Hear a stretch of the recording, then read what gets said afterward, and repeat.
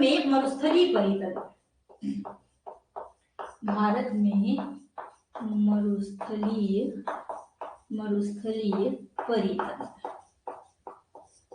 भारत में मरुस्थलीय परितंत्र। ठीक है, भारत में मरुस्थलीय परितंत्र आपको कहाँ मिलेगा? थार मरुस्थल में। ये जो आपका थार मरुस्थल है, ये थार मरुस्थल सहारा अरब और फारस के मरुस्थलों का ही क्या है? विस्तार है। कभी पूछे तो याद रखना, जो थार मरुस्थल है, ये थार मरुस्थल अरब, फारस और सहारा के ही मरुस्थलों का क्या है? विस्तार है। इस बात को क्या रखेंगे? स्पष्ट तौर पर याद रखेंगे। ठीक है, तो भारत में मरुस्थलीय परितंत्र, चूंकि एक ही मरुस्थलीय क्षेत्र है, दो है वैसे तो, लद्दाख वाला देखोगे तो वो ठंडा क्षेत्र है ना, उसके बारे में बात करूंगी है ना। तो यहाँ पे थार मरुस्थल आपको सहारा अरब और फारस का ही विस्तार मिलेगा। ठीक है, इसके अलावा इसका जो विस्तार है कौन कौन से राज्यों में फैला हुआ है? तो ये पंजाब, हरियाणा,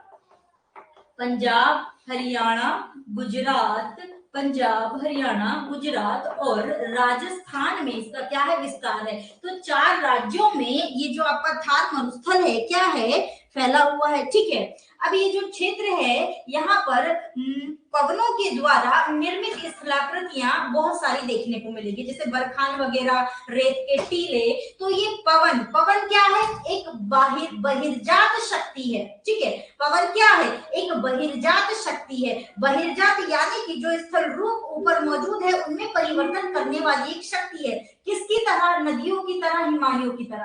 तो पवने, चूंकि यहाँ पर किसी प्रकार का अवरोध नहीं होता है, तो पवने एक दिशा में क्या चलती है? बहती ही चलती है। तो उस संदर्भ में चूंकि रेत के जो इसके कण है, मरुस्थलीय क्षेत्रों में रेत के कण क्या होते हैं? हल्के होते हैं। किसी प्रकार का कोई अवरोध नहीं है, ज्यादा झाड़ी झक्कड़ नहीं है, मतलब पेड़ पौधे नहीं है। तो यहाँ पर रेत या जो पवने जो लेकर के अपने साथ उड़ा रही है, उनको रुकावट के लिए कोई स्थिति नहीं मिल पाती, या थोड़ी बहुत कहीं पर घास भूसे किसी टीले के सहारे रुकी हुई मिल जाए, थोड़ा बहुत झाड़ी झूड़ी के सहारे रेत रुक जाए, तो वहां पर टीले बन जाते हैं, छोटे बड़े टीले बन जाते हैं। ठीक है, जो हवाएं हैं वो एक ही ओर से बह रही है, तो वहां पर ऐसे ऐसे गोल आकृति, अर्धचंद्राकार आकृति बन जाती है, तो इस प्रकार बरखान बन जाते हैं। ठीक है, तो इस प्रकार की इन क्षेत्रों में बरखान, टीले जैसी स्थलाकृतियां आपको कहाँ देखने को मिलेगी? मरुस्थलीय क्षेत्रों में। ऐसे क्षेत्रों में जहां पर पवने निर्विरोध रूप से आसानी से क्या होती है? चलती रहती है। बाकी मेंस में मैं आपको बताऊंगी हर एक, जैसे कि नदी के द्वारा निर्मित स्थलाकृति, पवनों के द्वारा, हिमानी के द्वारा, भूमिगत जल द्वारा, वो सब मेंस में मैं पढ़ाऊंगी अभी। ठीक है, बाकी नहीं याद रखना है आपको। ठीक है, तो यहाँ पर रेत के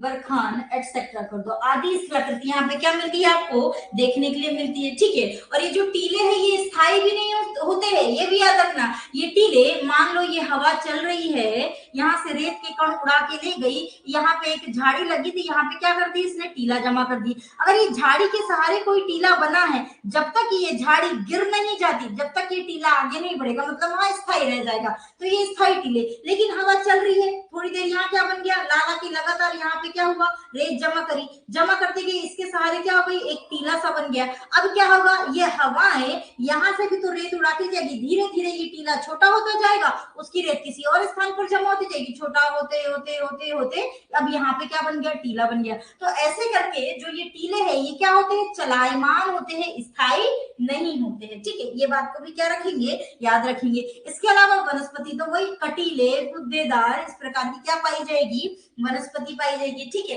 लेकिन हमारे यहाँ के जो मरुस्थलीय क्षेत्र है, यहाँ पे फसलों को भी उगाया जाता है। फसलों में मुख्य तौर पर मोटे अनाज जैसे बाजरा, ज्वार। बाजरा से मुझे कुछ याद आ रहा है, आप लोगों को याद आ रहा है क्या? बाजरा से कोई विशेष बात हुई है क्या अभी इस वर्ष के दौर में? बाजरा को लेकर, बाजरा या मोटे अनाज को लेकर कोई विशेष बात हुई है क्या इस वर्ष? कुछ ऐसी बात जो शायद मैंने आपको बताई हूँ, शायद नहीं पक्का मैंने आपको बताई हूँ। याद आया क्या? बाजरा या मोटे अनाज से लेकर के कुछ ऐसा है? बताओ क्या क्या याद आया नितिन जी?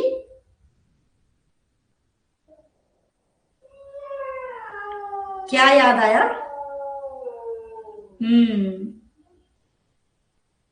प्रवीण जी ने सही बोला। चलो मैं समझ रही हूँ नितिन जी, अनिल जी, कावेंद्र जी की आप लोगों को भी यही बात याद आई होगी, ठीक है। तो वर्ष 2023 को, हाँ, वर्ष 2023 को क्या किया गया है, मोटे अनाजों का अंतरराष्ट्रीय वर्ष घोषित किया है, या बाजरे का अंतरराष्ट्रीय वर्ष घोषित किया है। हाँ, ठीक ठीक ठीक।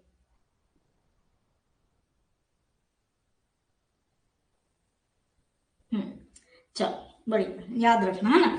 इसके अलावा पादप मिलेंगे, कई औषधीय पादप पाए जाते हैं, औषधीय पादप पाए जाते हैं। औषधीय पादपों में आपको मेहंदी, मेहंदी, खेजड़ी, खेजड़ी, ईसाबोल, हाँ, ईसाबोल, मेहंदी, खेजड़ी, ईसबगोल, ईसबगोल, मेहंदी, खेजड़ी, ईसबगोल, ठीक है। और गूगल, गूगल, ठीक है।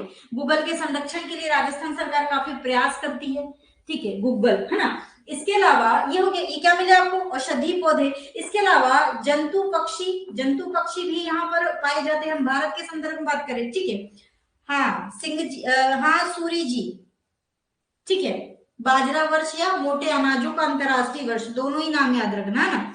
जंतु पक्षियों में जंगली गधा, जंगली गधा, ठीक है। इसके अलावा आपको चमगादड़, रेगिस्तानी लोमड़ी, और क्या है, भारतीय गेजल, चार सिंगी हिरण, है ना, बस्टर्ड वगैरह, ये सब क्या मिलेंगे यहाँ पर, पशु पक्षी या जंतु पक्षी आपको देखने को मिलेंगे, ठीक है। अब हमारे यहाँ थार जो मरुस्थल है वो कैसा है, गर्म मरुस्थल है। इसके अलावा लद्दाख जो है आपका, ये कैसा मरुस्थल है, एक ठंडा मरुस्थल है, ठंडा मरुस्थल है, ठीक है। इसके अलावा जो आपके थार मरुस्थल में आप देखोगे यहाँ पे लगभग 25 सेंटीमीटर वार्षिक वर्षा होती है। थार मरुस्थल में लगभग वर्ष में 25 सेंटीमीटर तो भी वर्षा हो जाती है। और लद्दाख का जो आपका क्षेत्र है सबसे शुष्क है, यहाँ पर वर्ष में 10 सेंटीमीटर ही क्या होती है, वार्षिक वर्षा होती है, ठीक है। इसका मुख्य कारण है इसका हिमालय के वृष्टि छाया क्षेत्र में, हिमालय के वृष्टि छाया क्षेत्र में मौजूद होना। हिमालय के वृष्टि छाया क्षेत्र, जहां से हवाएं सीधी निकल जाती है, टकराने की कोई स्थिति नहीं है, सीधी हवाएं निकल गई, और क्या, सीधी हवाएं क्या होती है, सर से इसके समानांतर निकल जाती है। यही जो क्षेत्र है क्या कहलाता है, वृष्टि छाया क्षेत्र कहलाता है, ठीक है। लेकिन लद्दाख के भले ही वृष्टि छाया क्षेत्र है, 10 सेंटीमीटर वर्षा होती है, लेकिन इसके जो नदी के आसपास के इलाके हैं, नदियों के किनारों पर कुछ सब्जी भाजियां यहाँ पर उगाई जाती है। नदियों के किनारों पर कुछ सब्जी, कुछ फलों के पौधे यहाँ पर क्या होते हैं, सब्जी फल के पौधे यहाँ पर क्या होते हैं, देखे जाते हैं, ठीक है। तो ये है आपका क्या, भारत का मरुस्थलीय क्षेत्र, ठीक है। इसके अलावा अगली बात आती है टुंड्रा की। टुंड्रा का मैं क्या ही बताऊं, एक आर्कटिक टुंड्रा, एक अल्पाइन टुंड्रा, ठीक है। अब ऐसे क्षेत्रों में 50 दिनों से कम समय के लिए वनस्पति उगती है, ठीक है। सबसे ऊपरी भाग ध्रुवों के पास के उत्तर में आप देखोगे उत्तरी कनाडा, अलास्का, और आपका साइबेरिया, रूस के क्षेत्र, साइबेरिया के क्षेत्र, यूरोप के क्षेत्र, है ना, तो ये वाले आपको मिल जाएंगे। इसके अलावा दक्षिण में आप देखोगे तो कम मिलेंगे स्थलीय भाग, क्योंकि जलीय भाग का अधिक विस्तार है, ठीक है। तो आप दक्षिण की टुंड्रा देखेंगे, अल्पाइन टुंड्रा आप देखेंगे तो यहाँ पे आपको कम मिलेगा। इसके अलावा आर्कटिक टुंड्रा में आपको स्थल भागों में टुंड्रा वनस्पति, और चूंकि यहाँ के जो ताप कैसा होता है, कम होता है, तो यहाँ पे अधिक मोटी चमड़ी वाले वसा युक्त टाइप के जीव होते हैं। जीव यहाँ के अधिकांश ऋतु प्रवास करते हैं, मतलब जब सर्दी ज्यादा होती है, उत्तरी गोलार्ध में सूर्य होता है, तो ये नीचे की ओर चले आते हैं, और जब नॉर्मल डेज होते हैं, दक्षिणायन हो रहा है, अब सूर्य मतलब दक्षिण में जाएगा, तो उसके बाद ये कहाँ चले जाएंगे, फिर वहीं हो जाएंगे। तो इस प्रकार के वहां के जो जीव है ऋतु प्रवास करते हैं। जब अभी सूर्य उत्तरायण की स्थिति में है, तब सूर्य की कुछ किरणें उन क्षेत्रों में पड़ रही होगी, मैंने एक दो वीडियो देखी थी, वहां के -40 -60 डिग्री, मतलब इसी प्रकार के इलाकों में रहने वाले कुछ मनुष्य भी है ना, तो मानव जो वो लोग है वो पता है कैसे रह रहे थे, तंबू उनका उखड़ जाता था, बर्फ की वो चलती थी हवा, तो उनके तंबू वंबू भी सब उखड़ जाते थे। मतलब जो बड़े जीव होते हैं ना, वहां के जीव की खाल का वो अपने बच्चों के लिए एरिया बनाते हैं, गाड़ी सी बनाते हैं, ठीक है। और उस गाड़ी के अंदर उनका बच्चा सब पूरा चारों तरफ से ढका हुआ रहता है, ऊपर पूरी वो जो जिसका वो बनाते हैं पैकेट, वो जो जीव है वहां के जो बड़े बड़े जीव है उनको मार करके उनकी चमड़ी का वो बनाते हैं ताकि वो बारिश से बच सके। तो -50 -60 डिग्री पर तभी तो वो सरवाइव कर पाते। ऐसे पूरे लाल लाल हो गए थे, पूरे लाल, ऐसा लग रहा था पूरा खून उनका जम गया है चेहरे पर, पूरे रेड रेड एकदम। ठीक है, मेरे को एक दो वीडियो देखने में आए थे उसके, तो मैंने देखी थी। तो बहुत ही दिक्कत होती है। तो वही इलाके की हम बात करें टुंड्रा के, ठीक है। तो ये है आपके, इसके अलावा मैंने टुंड्रा में आपने देखा ही है, अभी बायोम में मैंने सारी चीजें पढ़ा दी है, ठीक है। तो इसी के साथ आपका स्थलीय परितंत्र यहाँ पर क्या होता है, समाप्त होता है।